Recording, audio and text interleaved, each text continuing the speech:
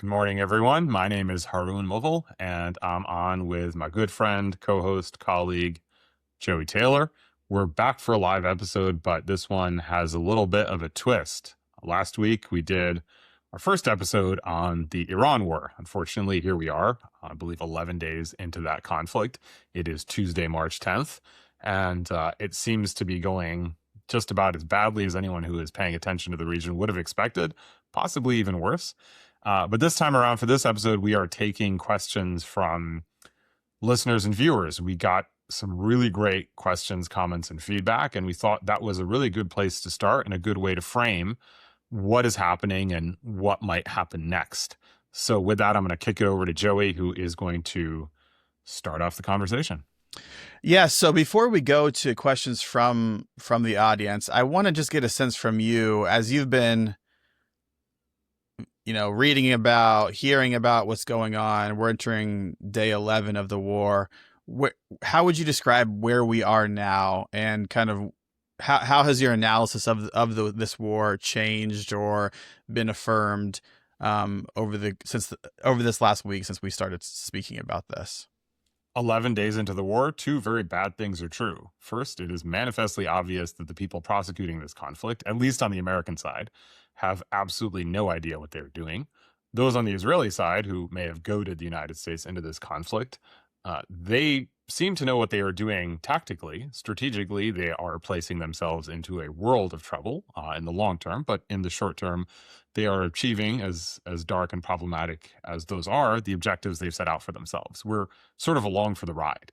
And that is obvious in things that Trump says, where he contradicts himself every few hours. The second thing that's true is that the damage being done to the United States, our regional and global position, our long-term security, is probably even worse than I would have expected, certainly this far into the conflict. And because there is no logic to this conflict, then there is no real plan for fixing any of that damage or even awareness that the damage is accruing. So we're not in a good place, unfortunately. That is to say nothing of, I believe it's now 7 American service members who've died, and hundreds, well over 1,000 Iranians who've died, and hundreds of Lebanese who have died, by the way, in Israel's war. And par for the course, many of those civilians are children in Iran and certainly in Lebanon. Yeah, and in the New York Times episode I heard this morning, they said 1,300 Iranians and 500 Lebanese. So I want to shift a little bit here now to my friend Brad asked a question about not the boots on the ground, but the shoes and sandals on the ground. The people who are living in these places in Iran, in Lebanon, and other countries in the region.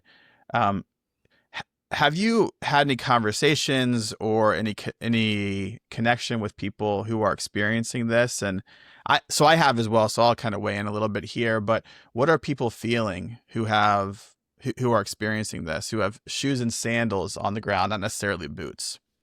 Yeah, no, I do want to hear. I know you've spent time in Lebanon and in Palestine and the West Bank, so I want to hear from you what you're hearing. Certainly, I can say, just to take one example, is the Gulf. So the UAE, Qatar, Bahrain, Saudi Arabia, these are countries that made huge investments and placed bets on a certain economic strategy, which included building these glittering cities, drawing in tourists, especially high net worth tourists, placing themselves on the map. And whatever you think of whether they should have done it, they definitely accomplished what they set out to do. A country as small as Qatar, that probably no one would have paid attention to otherwise, is known around the world for things like a great airline, amazing hotels, hospitality, so on and so forth. And that whole strategy is now in tatters. Mm-hmm. And one of the reasons that's so bad, it's not just that we're causing severe damage to regional allies, and I might not like the fact that we have such close alliances with some of these governments and countries, but they are still allies. So even in pulling back from an alliance, should we want to do that, you kind of have to think, what are the consequences for our own position and security? But one of the reasons that's so bad is that because if we remember where we were 20 or 30 years ago, there was a lot of discontent that boiled over into everything from the Arab Spring to extremism and radicalism. Mm-hmm. And effectively, one of the few models that exists in the region for anything other than authoritarianism or extremism is being dismantled before our very eyes. Like, how does Dubai become Dubai again? It doesn't, because once that bubble is popped, maybe there shouldn't have been a bubble, right? But once that bubble is popped, once you remember where you are and the costs and consequences of being where you are, you can't live in Dubai. And Dubai was a fantasy, and I think that was the responsibility of it. But what's going to come after that? I think that's the question. But I want to hear from you. What are you hearing from folks in Lebanon and Palestine? Yeah, I mean, I don't think anybody is excited about what's going on. I think there is deep, deep anger, fear. There's just, it's so obvious. I mean, what you started with, that there's no sense of direction or leadership in any meaningful way.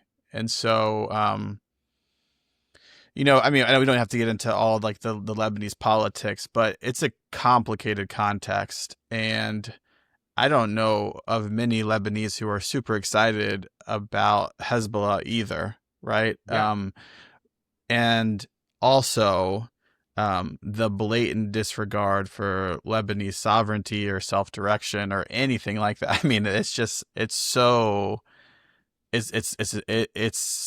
hard to fathom. And so I think I hear a lot of my Lebanese friends calling for their American friends, the American public, to try to figure out a way to hold our government accountable for what's going on. And I totally sympathize with that. So maybe pivoting a little bit kind of off of that, our friend Adam Franchek, who we had on a previous episode, asked this question. He said, what are congregational leaders like Adam, and also regular people of faith, what should they be doing right now in this moment? That's a great question. I'm going to make you answer it first.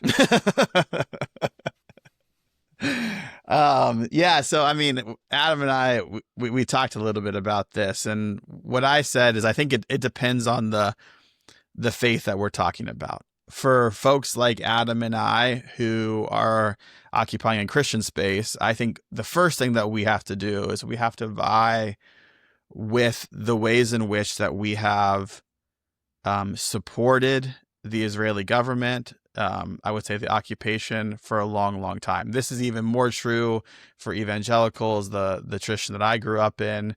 And so I think the first thing is that.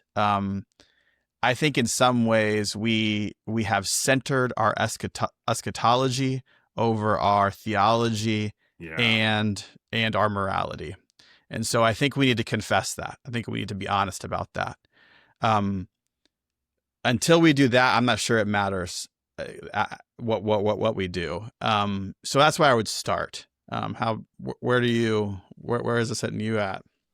Yeah, I think for those working in Muslim spaces, there is obviously first and foremost the need to be with people. I'm especially worried about young people right now. There's this incredible well of disillusion and despair, anger, grief, paralysis, indifference.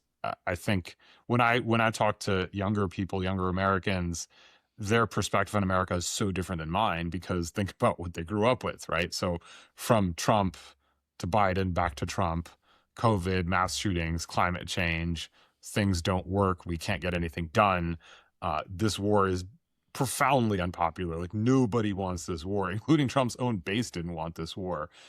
I don't even know if he knows why he's fighting this war, other than it makes me feel good. Which, by the way, I think the Trump administration has put the final nail into the coffin, into the thesis that your feelings should be a guide for your morality and your ethical commitments. Because it sounds nice if it's a nice person, but if it's someone who genuinely, like you said, doesn't care about human life, doesn't care about what he breaks and what he leaves behind, then that's a disaster. It's not even waiting to happen. It's happening.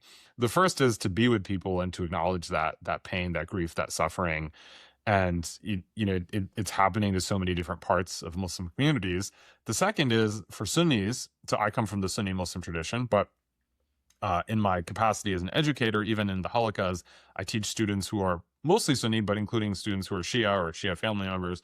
I think this is a really important moment for Sunni Muslims to reach out to their Shia brothers and sisters, try to Mm, understand how they're doing, what they're going through, how this moment impacts them specifically. It is a chance to do some maybe long overdue work in terms of connecting Muslim communities. The third is, and here I'll be a little bit frustrated, but during the first few years of the Gaza genocide, there were some speakers who traveled the circuit in Muslim spaces, some of whom were not even American, who were coming in with all the bells and whistles and the fancy production quality and things like that, and were telling American Muslims even who to vote for, which I thought was astonishing.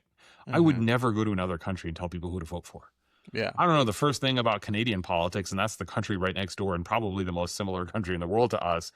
I would not even step into that. I think that's not just grossly irresponsible, but deeply immoral.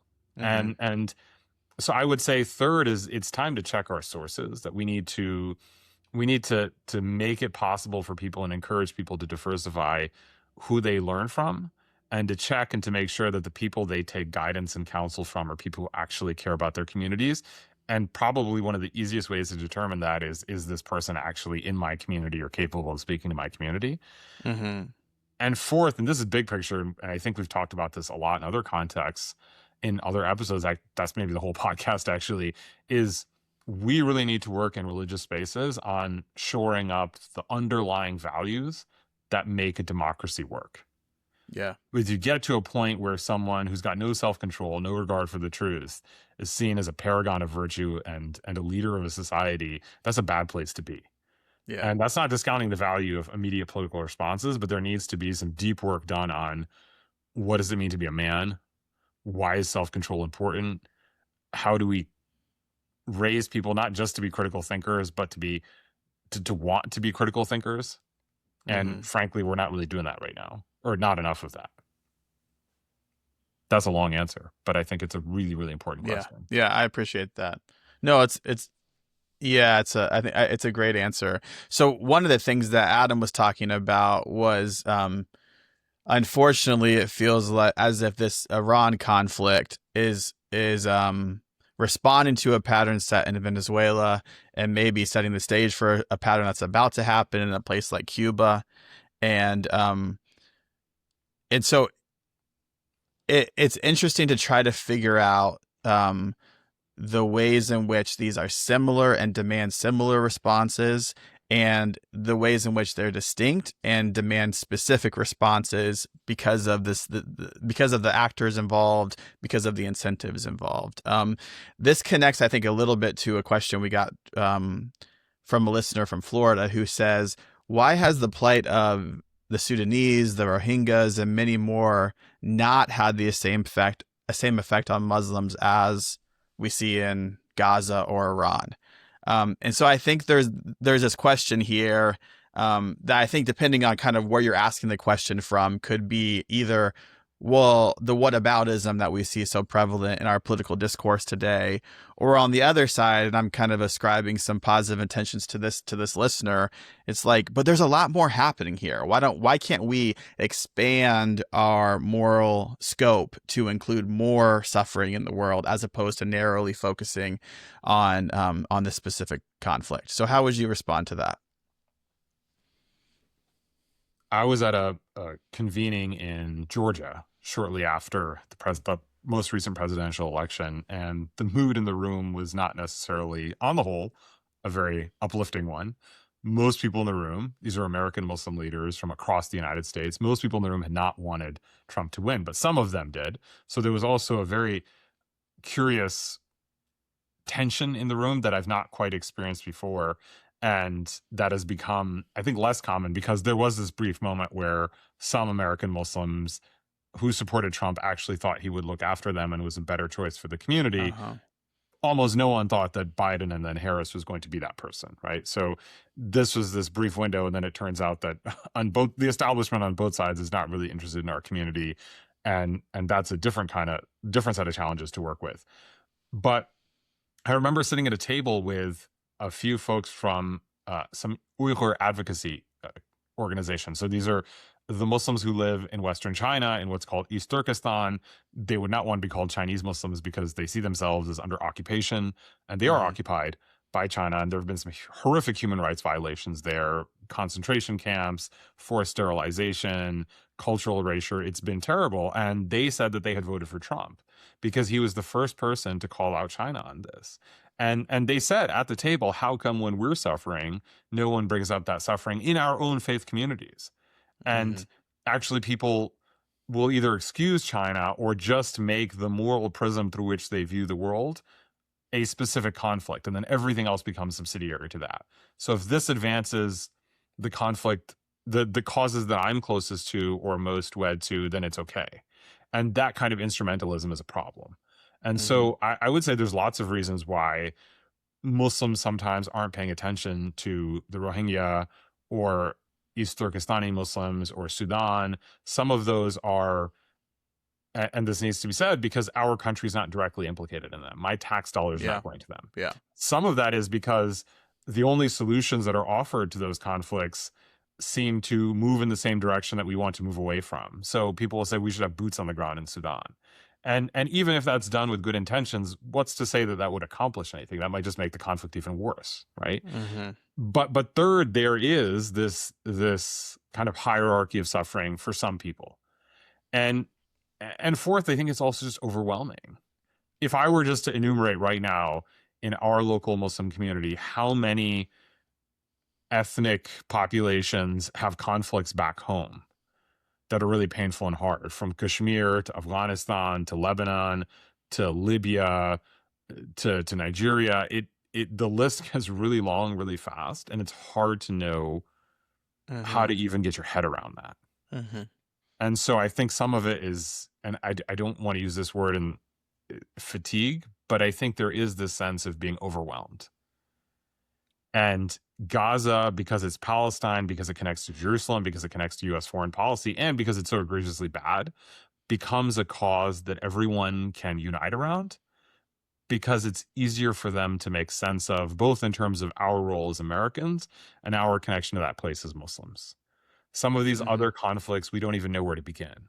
What could we possibly do as American Muslims to help the Rohingya? That's such a hard question to even begin to answer. And this is not right, but then people walk away from it. Does that make sense? It makes a lot of sense to me. Where it goes for me in my head is for more of a pastoral perspective, which is, I think we're living in a world that so inundates us with information, and that I'm not sure we're actually designed to be able to hold the mass suffering that's existing all over the world at once. And so I think you're talking about compassion fatigue. And it makes me want to give people both an invitation to continue to expand that moral consideration, and also permission to say you're only human. And so at some point you have to have some level of focus if you want to impact a particular situation, but also if you want to be able to have any semblance of mental health. And so that's kind of where I'm coming at it from. And I think it has to be both. We have to continue to strive to expand the net further and further and further of who we're concerned about, of who we're considering, of the moral causes we're trying to further, and also understand that we're human and that we're limited, and that we actually our level of agency does end at some point. I don't know. How's that hit No, you? I Yeah. agree with you entirely that if we don't focus, then we're not going to make anything better. And Mm-hmm. actually, probably the most effective thing anyone can do right now in this moment is to build where they have agency and where they have responsibility. Mm-hmm. And if more and more people focused where they were locally, that would at least go a long way towards rewinding or withdrawing some of the problems that we might be inflicting on the world, or that we unintentionally keep walking into. And I would add one more thing to what you're saying. Why do we have to have an opinion on everything? Mm-hmm. That's not to say that those things aren't important, but I'm not going to answer readers' questions about Venezuela. I don't know the first thing about Venezuela. Yeah. I am uncomfortable with the fact that our government is going in there and replacing a government or removing a leader, no matter how problematic that leader might be. But my discomfort is not just about the morality of international law, but me as an American, what my government, my tax dollars support, and what that enables and opens the door to. I can't possibly begin to opine on how one might engage the Chinese government to improve circumstances for East Turkestanis. Not because it's not important, but who am I to speak on every single question? Mm-hmm. And maybe there's something of that there that we also need to sit with. That part of the reason we keep ending up in these situations as a country is because we seem to think we know everything about everything, Yeah. and that we have the ability to fix any problem, and that every issue in the world is actually our issue. It's not. Yeah. It's not I in our hear you. capacity to control. Yeah, I hear you. Okay, let's pivot to something a little bit more esoteric here. S- um, One listener asked about our views as it relates to the spiritual point of view of this particular war in Iran. Um, there's a couple of kind of elements of this. I think like the listener is asking about the ways in which we can diagnose this conflict or another conflict as a quote unquote holy war. Um, but I also think the other piece that I would be interested in hearing from you about is how are you perceiving this from a spiritual perspective? I mean, we're talking about the morality of it, we're talking about the religious aspect of it, but is there a spiritual dimension to what's happening in this conflict specifically? How could there not be? From Iran's government and its rhetoric, certainly Israel government and its rhetoric, there are deep and dark metaphysical claims being made. And Yeah. just on a personal level, like you said, how does this not affect a person? That we see everything we saw on social media over the last 3 years, the way in which Israel just pulverized civilians over and over again, intentionally in Gaza. And now we are going to war with them against at least two more countries. Hmm. And there's no reason to believe that the war in Lebanon won't be as brutal, that maybe this is just the beginning. Maybe we walk away from this and declare victory, whatever that means. But the people of Iran will inherit the suffering for years, decades to come. The people of Lebanon may continue to be at war with Israel. And one of the things that drives me bonkers in this moment is the casual dehumanization that just pervades our discourse. So Hmm. open the New York Times app, or maybe don't. But every time the New York Times writes about Lebanon, they talk about how Hezbollah violated the truce, or after a year of truce, the war started. There was no truce. Actually, Hezbollah restrained their weapons, and Israel just kept bombing. There's almost no difference before and after the truce, but we can't accept, for some reason, it's racism, really. There's nothing else at work that can possibly explain it, that even when Israel does wrong, it can't really be wrong because they're like us and we're good people. And so there must be a reason why they keep bombing civilians and children, or rather, the most obvious answer is true. And that hits at a spiritual level even more than the conversations around holy war and rhetoric. Actually, I'd flip the question a little bit. I'd move the question in a different direction. If people are exposed over and over again to this idea that their lives don't matter, their dignity, their humanity doesn't matter, they will be deeply spiritually corroded and affected, but then they will also turn to spiritual language in different kinds of ways to make sense of what's happening, and I'm happy to unpack that. But I also think this matters to Americans, and that kind of what the Trump administration is doing to us as Americans is spiritual abuse, because 60% of Americans don't want this war. We have Hmm. said in every way conceivable that we don't want more endless wars, that we would like to worry about people at home. We would like to take care of our own people in our own country. And as bad as the Ayatollahs are, as bad as the regime is, we could have contained it. We didn't need to do this. Yeah. And what does it do to us as Americans, right? To constantly feel like you're asking for things or pushing for things or voting for things and you're not getting anything out of it. That's Hmm. also a place that would actually take us to the question around what religious leaders should do in this moment, is how does it feel to be an American? Yeah. How does it feel to be irrelevant? Because that's how I think a lot of American people feel over and over again. And I want to ask you how that language lands, because it's not surprising that a lot of actors in the Middle East frame their responses or this moment in apocalyptic terms. Yeah. Certainly in Israel, there is a supremacist expansionist narrative that links peoplehood, power, and privilege. But how then do our faith communities and our own responsibilities respond to that, if that makes sense? It does. It makes a lot of sense. Well, I think the first thing I would say is when I hear the phrase "holy war," it always strikes me as propaganda. In the sense that it feels to me like what that person is saying is that this conflict is intractable and there's nothing we can do about it because this is happening on the spiritual realm. This is how it's always been: the forces of good versus the forces of evil, and the worst things happen in the name of religion. And if it's a holy war, there's no way we can go forward. And so, I also think that certain elements understand that if you appeal to the spiritual side of a conflict, that it rallies support from people like the community that I grew up in, like evangelicals. That plays really well. And so I'm very suspicious of that claim, I would much prefer to treat nation states as secular entities that are operating in their own interest, and then maybe putting on top of it some rationale that comes from a spiritual religious perspective. That's typically how I would prefer to kind of engage with it.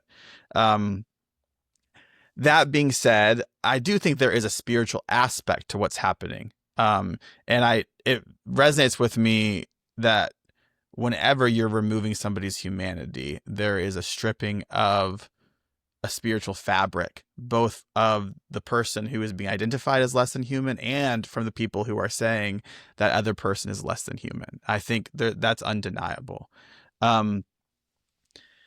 So yeah, I mean that's where my head's a little bit at. I get caught up.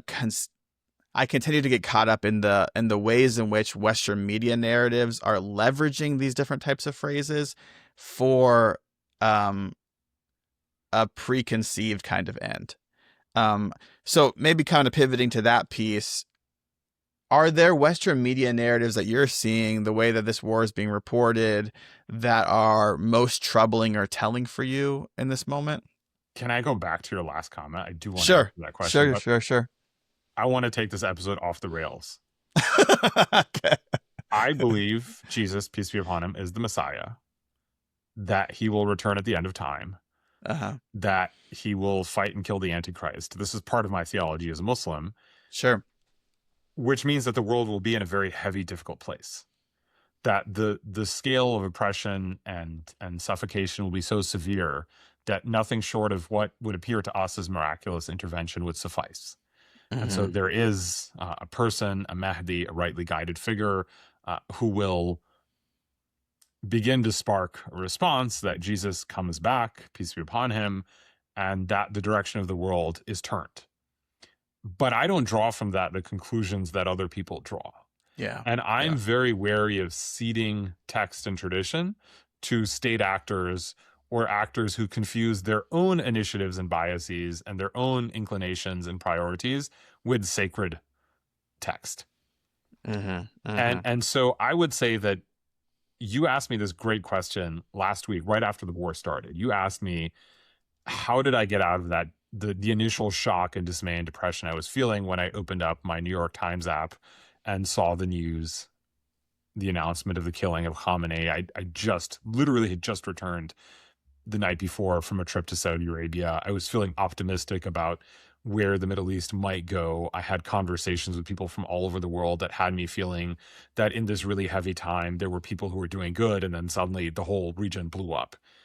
And I told you that I felt hope, and that was the wrong word. And I sat with what I said, because you pushed back and you said, doesn't feel like hope. And I was like, damn it, Joey's right. It doesn't feel like hope. And it's not, and you're right, it's not hope. It's responsibility. The thing that pulled me out of it was not some kind of naive optimism. It was responsibility. In this moment, what can I, as a middle-aged man, a parent, an educator, a person who has knowledge of the region, what can I do? And that informed recording a podcast episode about what's happening and sharing. That informed convening students and talking to them. That informed events and programs on campuses in the area where we can have these conversations. And that doesn't mean I don't feel heavy, but it means that just as getting married gives you a direction in life and purpose, just as being a citizen gives you direction in life and gives you purpose. Being a purpose and person of faith in a really tough time demands that you get up off your butt and do something. Mm-hmm. And I'm gonna now shift from here, and I told you it was gonna go totally off the rails, to looks maxing. And you're gonna think I'm nuts, but I'm not being nuts. I promise that this has a point. There's so many people in our country who are clearly struggling to find a sense of purpose. Mm. And after sitting with these college students for a couple of days and having these intense conversations, they said, my God, there's so much in the world that needs to be worked on. Mm. There's so many causes that we can dedicate ourselves to. How can someone collapse into solipsism and narcissism right now and think the most important thing they're called to do as a healthy young man is to apply hair gel or hit themselves in the face with a hammer, God forbid, right? And I don't mean it, and I'm not trying to be mean.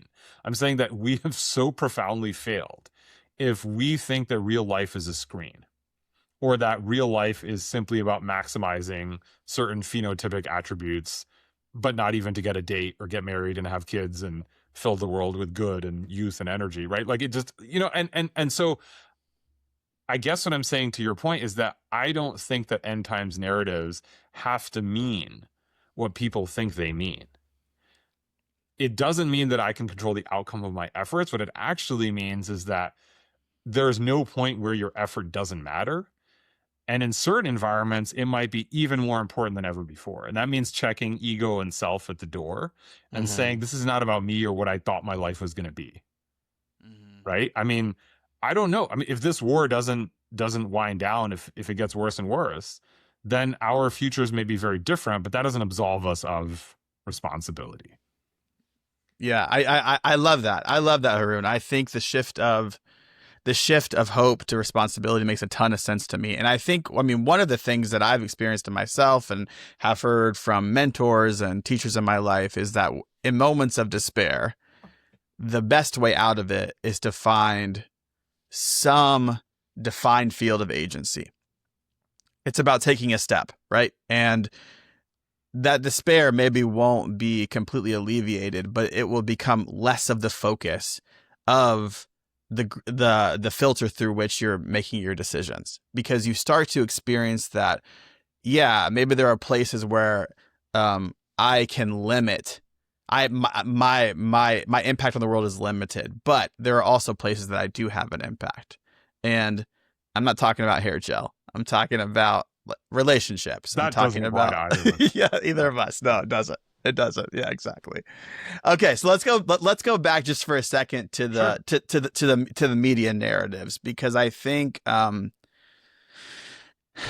of the things that's been surprising for me is there are these kind of mainstream progressive media figures, people who I've been listening to for years and years and years, who seem to be falling into some of these well-grooved media narratives around this conflict, and specifically. And as you're listening to kind of popular media unpack what's happening here, what are the most concerning or telling narratives that you're hearing? It was about 10 years ago, I gave a talk at MIT. Actually, I was on a panel at MIT, and there was a priest on stage with me, and we were talking about religion and extremism. And I said something that I knew was going to trigger him, but I didn't know how badly it would trigger him. And I was trying to, the conversation had shifted to how Muslims in the Muslim majority world, or in the Middle East, I don't like Muslim world as an expression, but in the Middle East, let's say, or in South Asia, where they are a majority, how they see the West and specifically the United States. And I lobbed a provocative grenade of a question into the audience. And I said, and it was really intended for the gentleman to my right, but I said, does it really, do you really think it matters to a person who's been killed in a war why they've been killed? Do you think their family will sit down and say, oh, but at least he was killed because of a secular democratic exercise of power? No, he's dead, right? Mhm. He's gone. And the family is going to suffer for years, decades to come. And so what I said from there, I said, does it matter if the person killing civilians is a theocrat or an elected official in a secular democracy. They're still killing civilians. Is the crime the problem or the identity of the perpetrator? And when we read Western media, Iran is a perfect case study. It's for some media, not all of them, but some, including the New York Times. And I don't mean the editorial side, but the kind of hard journalism side, whatever you call it. The New York Times still, 3 years after the genocide in Gaza, continues to be grounded in a barely suppressed Islamophobia. That they will treat Israel and Iran in the same paragraph differently, though the accusations under consideration are the same, or in many cases, Israel's actions are worse. So in a random article you read, the terrorist sponsoring Iranian regime, you will never hear such language applied to Israel, even though they're killing civilians intentionally. They're at war with multiple countries. In many cases, these are unprovoked attacks, right? That baseline dehumanization has not really been shifted in some spaces. It has shifted in a lot of others. And so I don't want this question to be the answer to be unduly pessimistic, right? More Americans now sympathize with Palestinians than Israelis. That's a huge shift. 60% of Americans don't want this war. Whatever the reasons for that, I don't think people buy it anymore. They don't buy the convoluted arguments we present, the imminent dangers we're always talking about, the emergency authorizations we purportedly require, that somehow we're the most powerful country in the history of the world and we're impregnable. But at the same time, we could be attacked at any minute. Like, none of it makes any sense. And I think people can see the bullcrap for what it is. Yeah. But that's because they don't have to go to these news sources. But it's still there. Elite Democrats, plenty of Republicans, certainly Lindsey Graham. It's just over and over again. It's not about right and wrong. It's about who is like us and who is not like us. And if you're like us, then by definition, you can't be doing anything wrong. Or it's not really wrong, or you must have a good reason. That's a terrible basis to have a foreign policy, let alone to go to war on. Yeah, I think some of this is difficult for me because it feels as if this war was taken under the pretense of the well-being of America or the nation state of the U.S., then I think I could understand it. I could rationalize it. But even that's not what's happening. It seems like it's not morality. It's not actually U.S. national interest. And so that's the part for me where it becomes very difficult to ascribe positive intentions, the benefit of the doubt to people who are taking part in these narratives that feels just on their face so obviously deceptive. So I guess I'm revealing my own. Can I take that one step further? I would say Sure. if it's not in our national interest, it's immoral. Say more about that. Because our first responsibility as citizens is to our own country. And I think that's fully... Oh, Haroon, seriously? You think that? I think that's fully constant with space. So I'll give you an example. I don't have the right to abuse anyone, to denigrate anyone, to mistreat anyone, but I have a responsibility, as I understand Islam, and I'm sure this goes for Christianity as well, first and foremost to my family, my parents, my wife, my kids. That's where men, for example, are told to put their energy, right? Prayer is awesome. We should pray. I should go to the mosque. But if my wife comes home from a long day of work and she's tired and she needs help at home and I want to go to the mosque, I'm a little skeptical of that, right? We have certain obligations to God that must be met. But there are others that are ideal. They would be nice. Maybe one day when I'm retired, I can spend hours at the mosque and enjoy myself. My first responsibility is at home. If there's a really good cause, let's say, and there's a meeting around a really important issue, right? But my kid's at home and he's having a really hard time at school, I think most parents know how they would frame that moment. Do you see what I'm saying? And I think the same goes for nation state. I think God places us in context. And at least if we're in a democracy, we have agency, we have the ability to focus. I would start locally with our elected officials, with our city government, our regional concerns, opportunities, what have you. But if it's not in the national interest, and I'm not defining national interest in the sense of the interest of a bunch of elite people and their pet projects and billionaires and so on and so forth, but really in the interest of America and consonant with our values, then I would be very skeptical of that conflict, because the money that's being spent there is not being spent on us. And actually, even more so, I think the reason it's concerning to me is that exercises like war are fundamentally undemocratic. There's no accountability. Those are last resort options. Mm-hmm. Mm-hmm. That's what I mean. I don't mean that national interest in the sense of how perhaps hawkish pseudo Democrats define it, or Lindsey Graham defines it. I don't know why I'm picking so much on Lindsey Graham, but you know what I mean, right?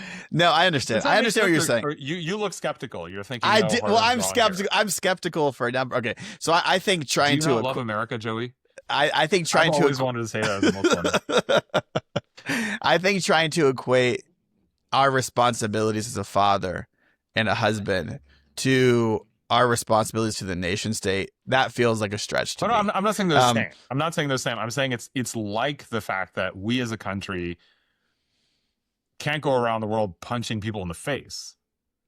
Agreed. I hear what you're saying. I think that if you're the one that's defining our national interest, I'm probably pretty comfortable with it. The minute the person who is describing that those values is somebody who I don't agree with, who I don't trust, who I don't respect, it starts to become very risky for me. I think, this is a part of what a faith claim has to say about our national identity, that is important to me, because I think a faith claim, a faith identity, is always calling us to broaden our areas of concern to people who are kind of outside of our, hopefully, of our boundary of self, right? And so, as an American and a Christian, I think that I'm called to care for and love people, especially if they're not American, because of how the person of Christ operated in this world. I think that it's about continuing to shift the boundary to include as many people as we can. And I also think, when I'm making decisions about how I spend my time, about my values, the first things that I'm thinking about are my kids and my wife. The nation state piece is it's tricky for me.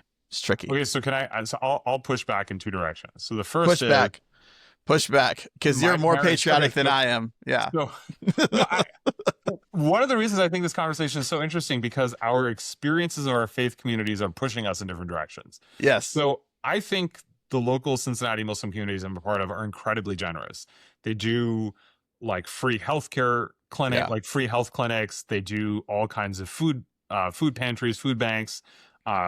They donate a lot.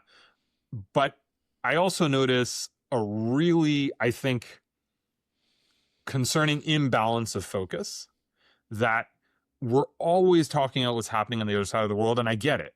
And we don't spend nearly as much time talking about what's happening locally. Yeah.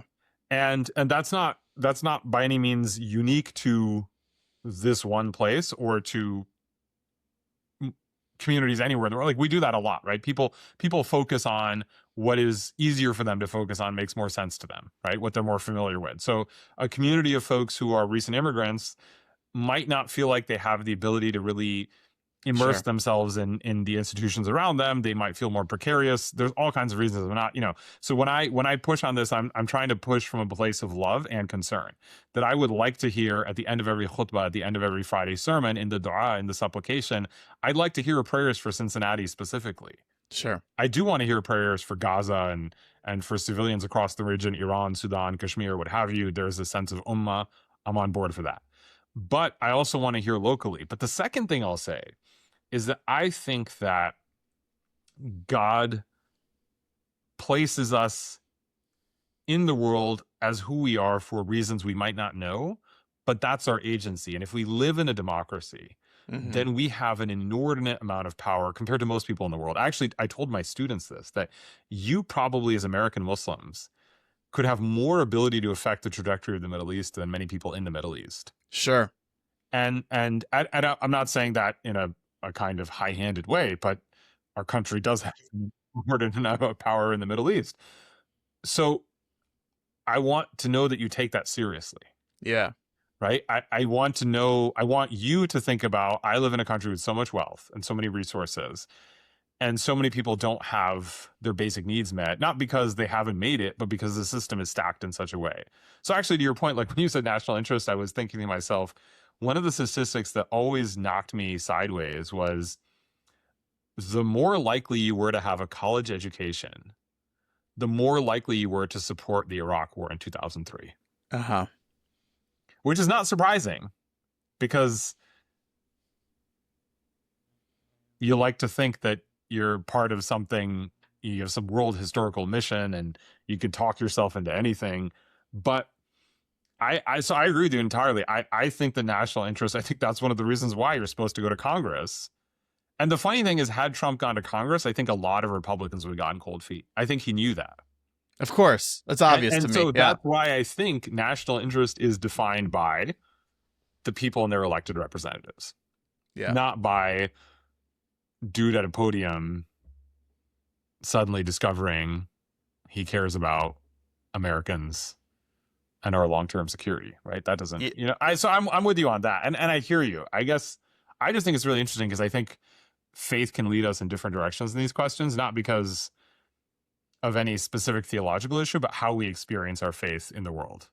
Yeah, I hear you. Yeah, no, that makes a lot of sense. So, I mean, in the Christian circles that I'm in now, and the people who are professing the faith that I'm trying to emulate, they talk about our primary allegiance not being to the flag, but being maybe to the cross or to the resurrected Christ, right? And so, we actually had a listener from Alabama ask about the definition of Ummah that their children needs to belong to. And so I think this is similar to what I'm talking about. And I think at times, my allegiance to this nation comes into conflict with my allegiance to my faith.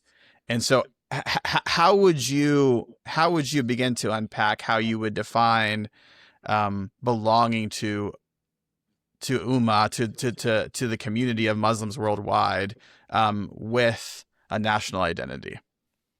That's a whole nother episode, but not because I'm refusing to answer your question, but because I think there have been so many attempts to answer that question in Muslim spaces, and some of those have gone horribly awry. Yeah. And actually, when we talk about, you mentioned holy war, when we talk about something like Zionism, for example, one of the things that I get so frustrated by is a lot of us as Muslims, American Muslims, we engaged with and continue to engage with ideas coming from the Muslim majority world. And I think it's irresponsible if you're in a leadership position not to engage with these ideas and to understand them. And so there were decades of political Islamic movements from the Muslim Brotherhood to the Iranian Revolution. And at some point you step back and you make a judgment on the morality of the claim, on the theological coherence of the claim, and the relevance of the claim. I think political Islam is a bad idea. Actually, I've got a book somewhere back there, 2 Billion Caliphs, where I actually argue why I think political Islam is not only a doomed project, but inconsistent with Islam itself, and actually causes many of the problems it purports to solve. Mm-hmm. So it's problematic on multiple registers. That in the name of uniting Muslims, it often ends up creating more division. In the name of strengthening Muslims, it ends up weakening Muslims. Yeah. In the name of elevating Islam, it actually denigrates Islam. That's not to say I believe that religion and religious conversations don't have a place in public discourse. Obviously, I do. I mean, we have this podcast. I was like, okay, Joey, we're signing off now. Like and subscribe. But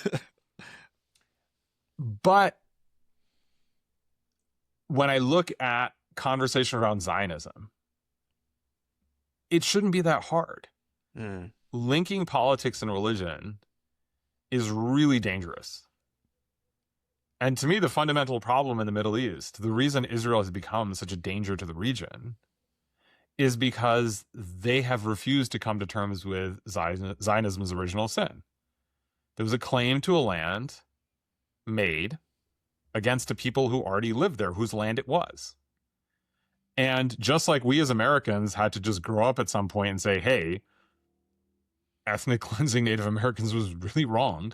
Slavery Mm. was wrong. Jim Crow was wrong. Let's create a moral framework that lets us move forward.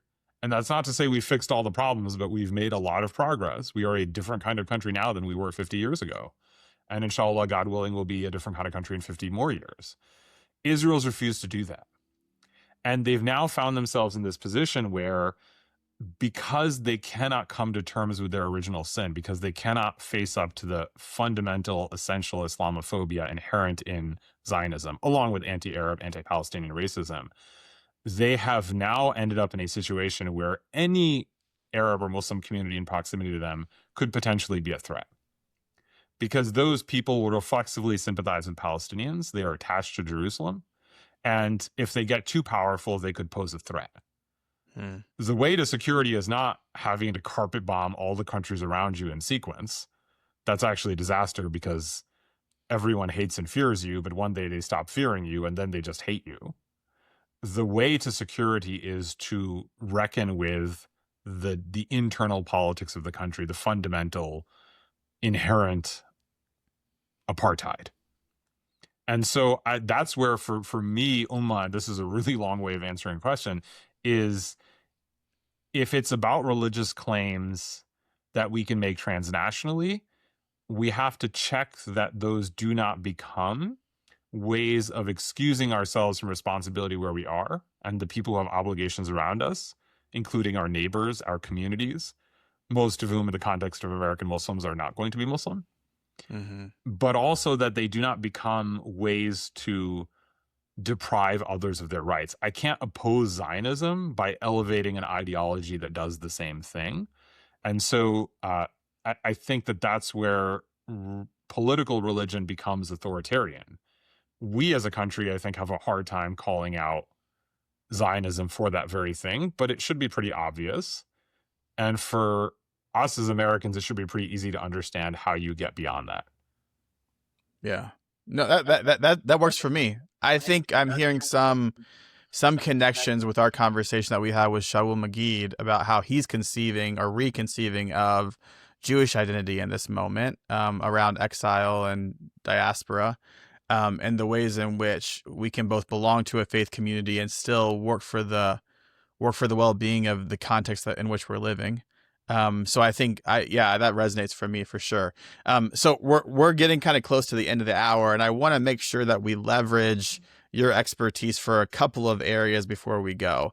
The first thing I would love to hear you talk about is the Strait of Hormuz, and what does it have to do with what we're experiencing? It seems like maybe the only thing that this administration is going to respond to is economic collapse, and that has something to do with this piece of water that's connected to Iran. So talk a little bit about what the Strait of Hormuz is and why everybody's talking about it as it connects to oil markets.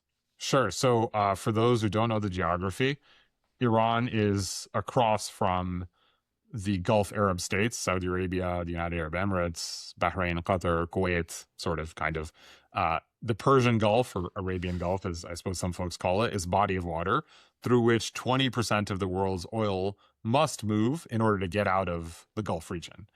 And the Strait of Hormuz is that narrow little passageway, basically controlled by Iran, Oman, the UAE, through which that oil has to pass in order to get to the Indian Ocean and the rest of the world.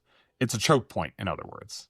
It's the logical place where a military would choose to ambush or circumvent or curtail traffic if they wanted to shut down the global economy. In this case, pretty much nothing's getting through because Iran is targeting tanker traffic, and out of an abundance of caution, there are literally missiles and drones flying in both directions. So if the oil stops moving, then the whole world is affected. Because it's not just oil, it's natural gas. Qatar is, I believe, the world's largest producer of natural gas, or at least one of the biggest.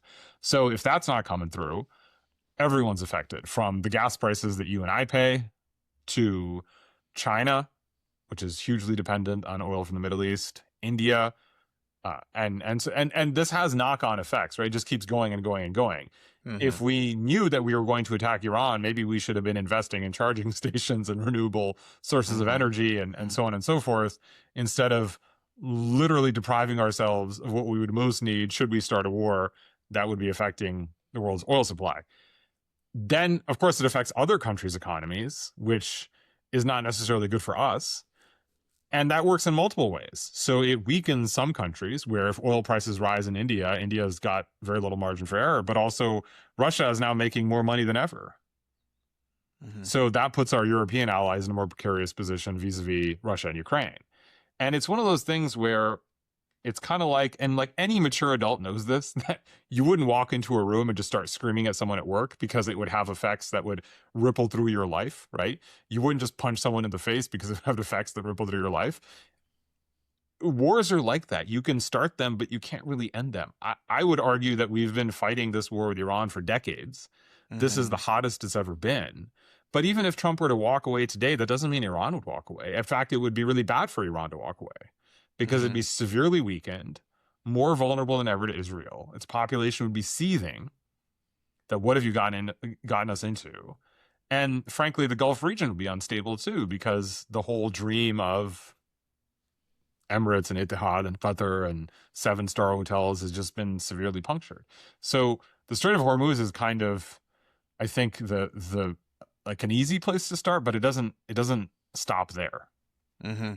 Mm-hmm. And if you've got no plan, and I actually the last thing I'll say, because I know we're close on time, is I find that what the administration is telling us is probably highly misleading. Yeah.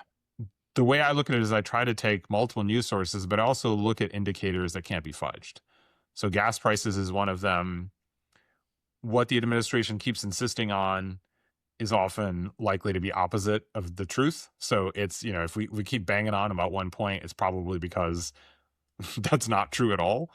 This war is close to over, might be code for, let me test to see how the markets will be affected. It might also be code for, I have no idea what I'm doing and I need to find a way to walk out of it. Yeah. Yeah. I mean, yesterday we heard Trump say, we've already won this war, but we have to win it some more. So we're going to keep going. We're going to keep winning. Yeah. We're going to win at the gas pump. We're going to win at life. So one of the rationales that was given by the administration was regime change. We've just seen a new leader appointed who happens to be the son of the former leader.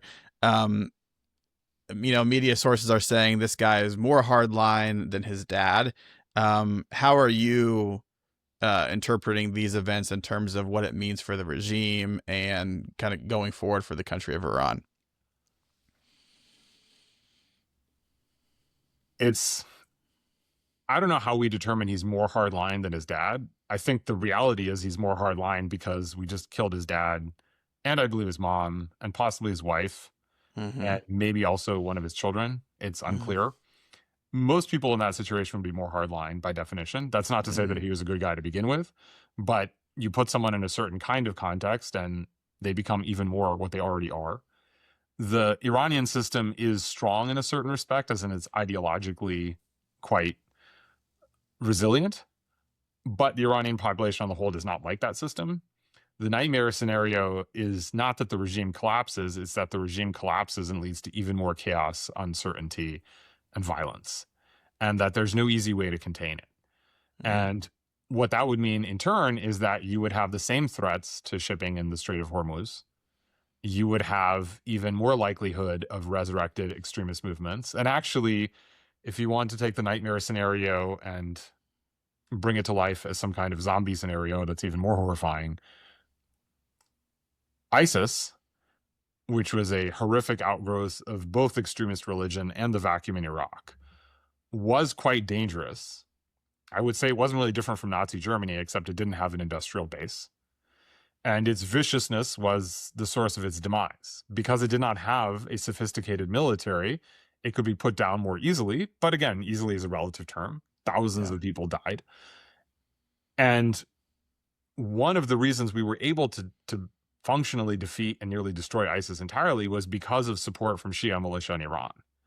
In this case, the enemy of my enemy was, at least tactically, my ally for the short term.